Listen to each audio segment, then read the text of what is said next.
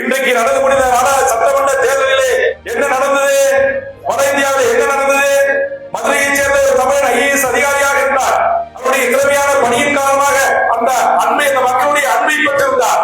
ஒருவேளை அவன் தேர்தலிலே பெற்று அதிகாரத்திற்கு வந்துவிடப் போகிறான் என்பதற்காக எங்கள் கோவில் நகர்களை இவர் கொள்ளையடித்து கொண்டு போய் தமிழ்நாட்டிலே பதுக்கி வைத்து விட்டார் என்று ஒரு உண்மைக்கு மாறான பொய்யான குற்றச்சாட்டை சொல்லி அவரை அந்த பதவியிலிருந்து ரிசைன் செய்ய சொன்னார்கள். கர்நாடகத்தில் போய் நம்ம மந்திரி ஆக முடியுமா, எம்எல்ஏ ஆக முடியுமா?